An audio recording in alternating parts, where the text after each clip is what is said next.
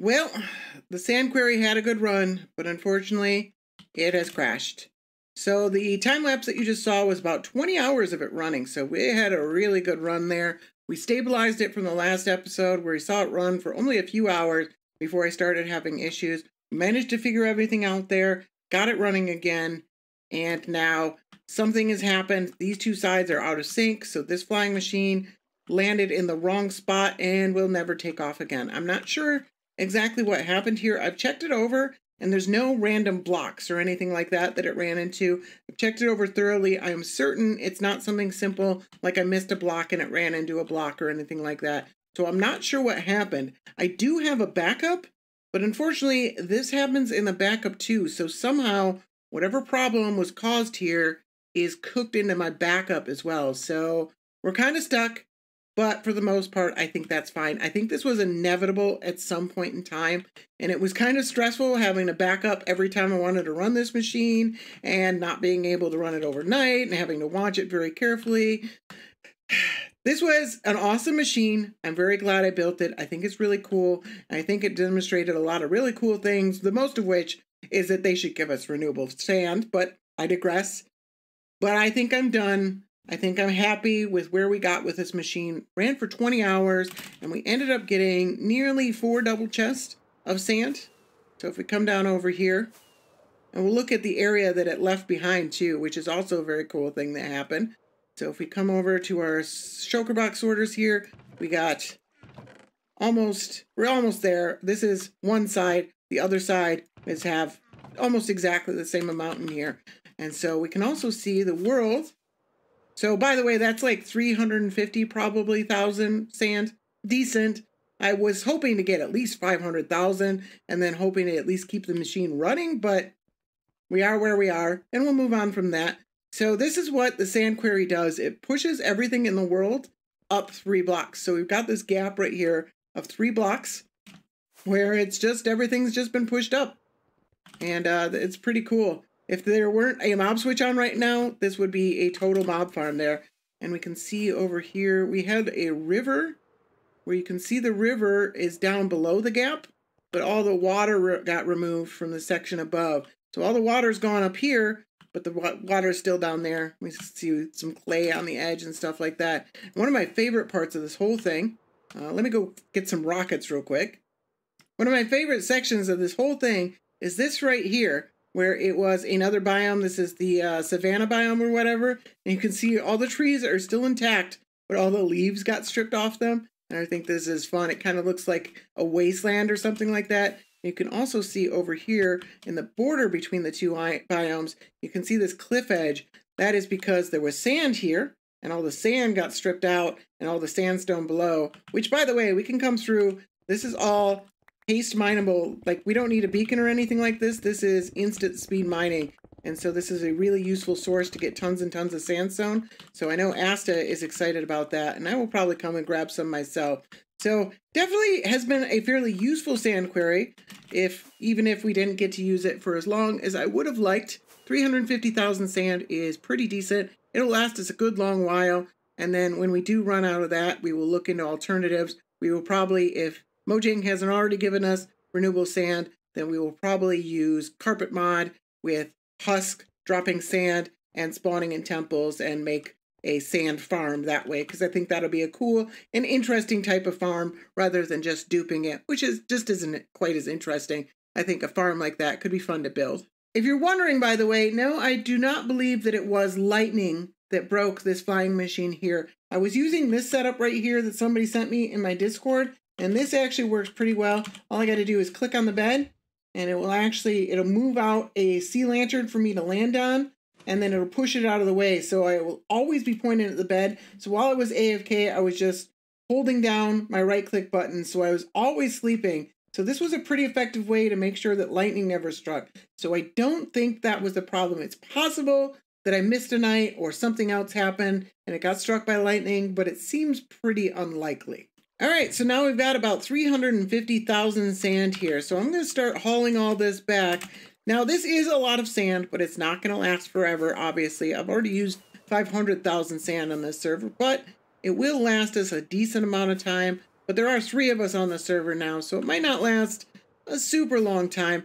And the truth is, I'm not going to be very conservative about how I use this. I'd like to set up that sand farm using husk and stuff like that. I think that'll be a fun project. So I'm actually kind of anxious to set it up. So I want to run out of this sand sooner than later so that we actually have an opportunity to set up that husk farm, because I think it'd be really cool. So what I'm going to do is I'm going to keep about half of this sand for myself, and I'm going to sell the rest of it. So let's take this sand over to spawn. I'm going to set up a little booth, and I'm going to put this sand up for sale for anybody that wants to buy it. Now, before anybody objects to the idea of me selling sand, I just want to say that both Astazora and Carms said that they feel guilty just taking the sand from me. They know that I put so much time and so much effort into that sand quarry. They asked me, this was their idea. They said I should charge for the sand. So far be it from me.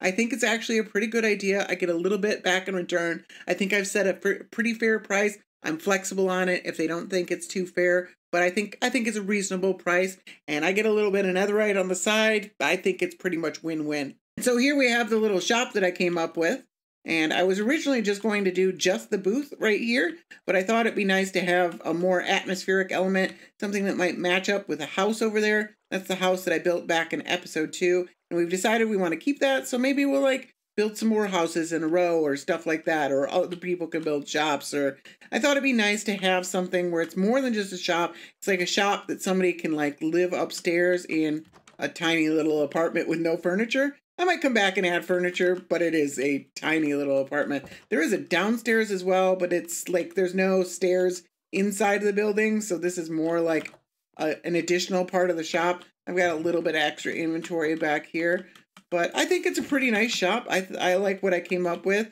I think it kind of stands out. I did not realize it would be so clownishly small next to the Obsidian Bank, but I wanted to put it in a nice centralized area. This is kind of like the main street of our server, so I wanted to put it here where people would see it, and I think it stands out as being a shop. And then over here we've got our actual sand, and I'm selling it for 6 boxes for 1 netherite. And I think that's a pretty fair price there.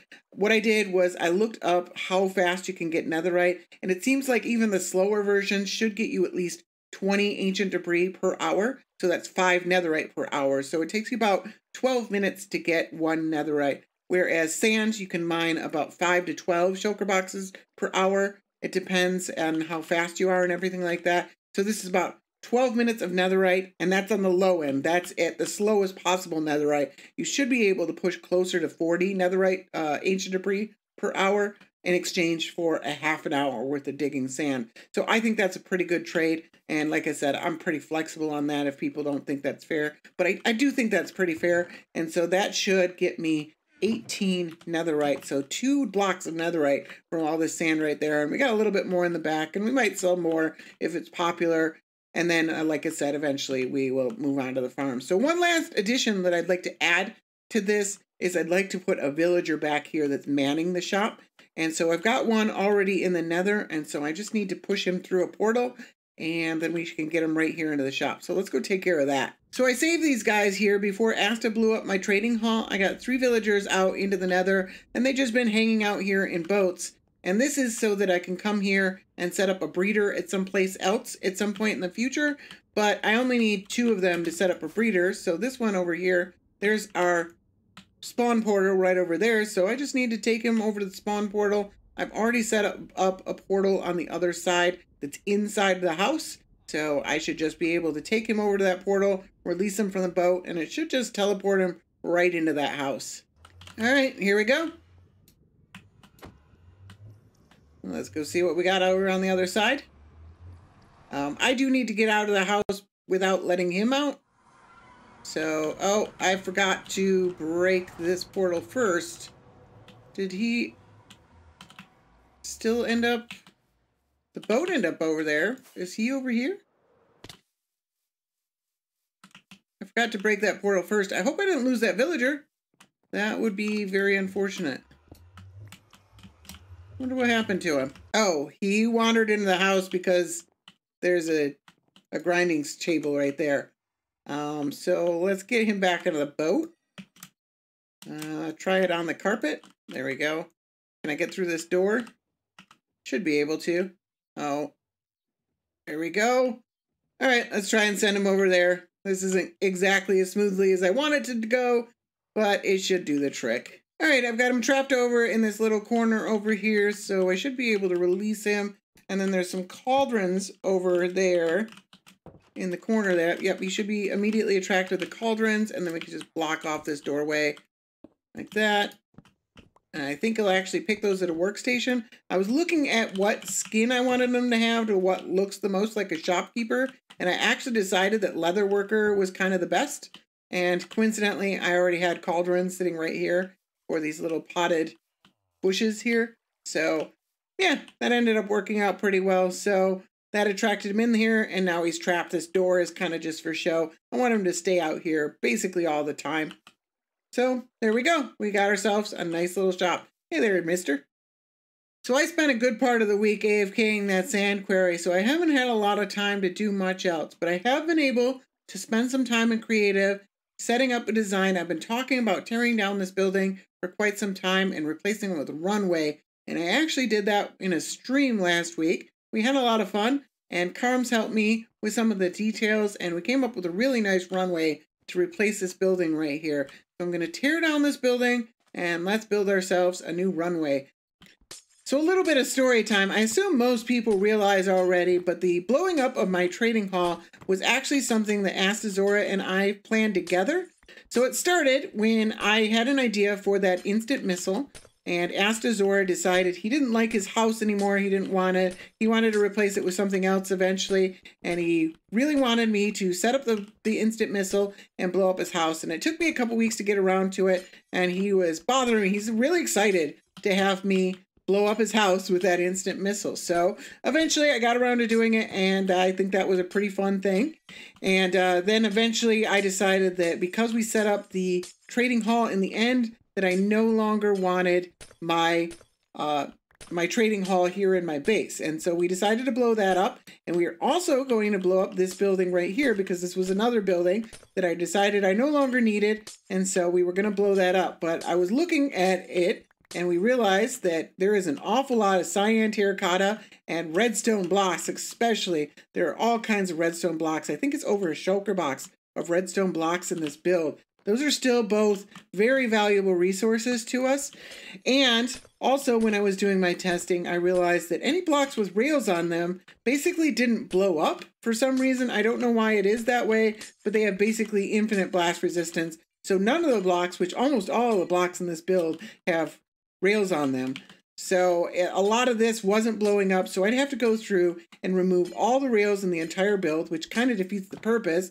And then we would also be losing a lot of pretty valuable resources. So we actually decided not to blow up this building, and instead we only blew up the trading hall. I still think that was a pretty fun experience. It was nice seeing 4 of those missiles go off at once. That was pretty fun. But yeah, that was all a very planned thing, and it was all good fun. We were both good sports about it. We wouldn't go blowing up each other's bases just because or just for the fun of it. This was all things that we planned ahead of time, and I don't think our acting is really that convincing, so I doubt many people are very surprised by that. But I thought that was a fun story to share, especially realizing how valuable this building is. So we're actually going to get a pretty decent amount of resources back from this.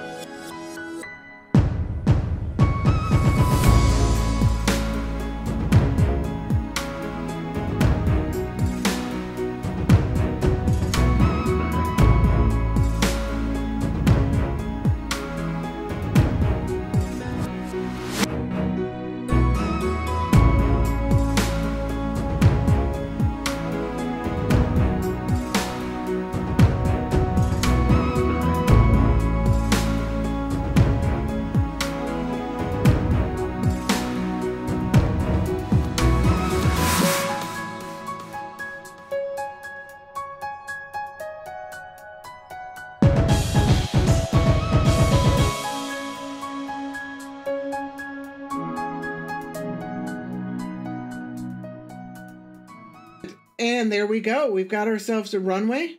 And I think it really opens the space up and it makes a little bit more sense. We had this hangar that we set up and it was just right behind another building with no runway or anything like that. I mean, it doesn't make perfect sense. This runway is way too short for an actual plane to take off, but we're not going to worry about that too much.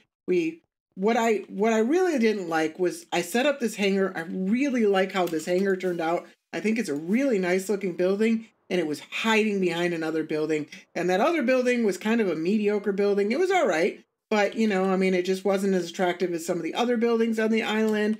And it was hiding a much more attractive building. And the Netherite farm itself was kind of too slow to be really very useful.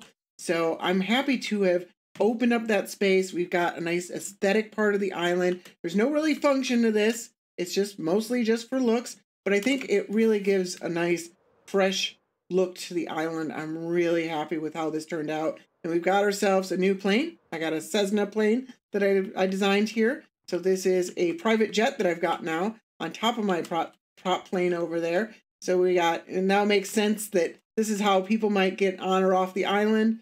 Yeah, I like this. This is fun. So one last thing that I'd like to do is we've got this building right here that I designed a couple episodes ago, and I really like it. But there's something weird about the proportions. I think it's just too short and stubby. So what I'd like to do is I'd like to rise it up, just add a floor. So I'm going to take all this roof stuff and bring it up, tear this down, add a floor here, and bring all the roof stuff up top. We definitely got to make sure to keep Bobby and Bobby Ross up here. Those are very important parts of the building. But I think it would help the building quite a bit if the dimensions were just changed a little bit, just add a floor on top of it. And we might be able to find a use for that at some point. But for now, it's just be an empty space. But I think that'll help out quite a lot.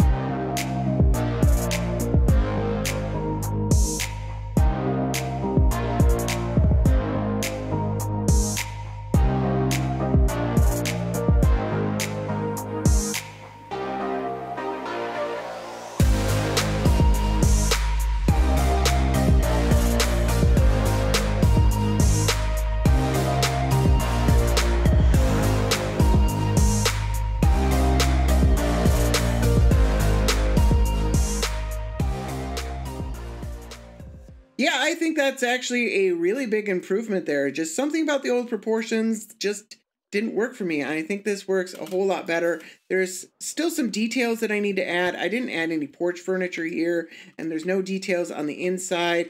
And so we've actually got two stories like this. There's this story down here that's all just an empty apartment, two apartments technically. So I think I might add some stairs between these and make it two-story apartments. I don't know. I could also just make them each one-story apartments, but I don't know, it just makes more sense to have two-story apartments for some reason. So I'd like to come back to this at some point, but I think just fixing the aesthetic of the island, I think that actually improves things quite a bit. And then we've got the new airport. Yeah, I think this island is really shaping up. So not a lot of technical in this episode if you don't include the operation of the sand quarry itself. I hope you can forgive me if I didn't want to jump back into another technical build immediately after that exhausting sand quarry. And also, I wanted to give it a chance to run and like AFK it for a few days. And working on some aesthetic builds in the background while that thing was running, I think was the best of both worlds. And I really like how these turned out. I think this airport looks fantastic. This building is definitely an improvement. We've got a shop back at spawn where hopefully we can make some netherite. And I'll be back to my technical ways in next week. And, you know, it's just been a strange week for me overall. I got a new desk, and I've been messing with microphone positions. And I'm sorry if you heard some extra clacking of my keyboard throughout this episode. I'm trying to hone into the correct microphone position to where you don't hear as much of that. So hopefully that'll be fixed in the next episode. And then we lost power for a couple of days in the freezing cold with no heat. So that was an ordeal. And now my episode is late because I obviously can't record or even play Minecraft without any power. And then in the process of all that, my network hard drives are currently down. So I couldn't pull some of my old stuff. Like I couldn't pull the clips of the explosions when I was talking about them, when I was tearing down the building. This whole week has been just an ordeal, and I'm just so happy to finally have this episode ready to go and ready to upload. And hopefully everything will be back to normal next week. So that's all I have for you today. I want to thank you very much for watching. I hope you enjoyed this episode, and I hope to see you again real soon. Bye now.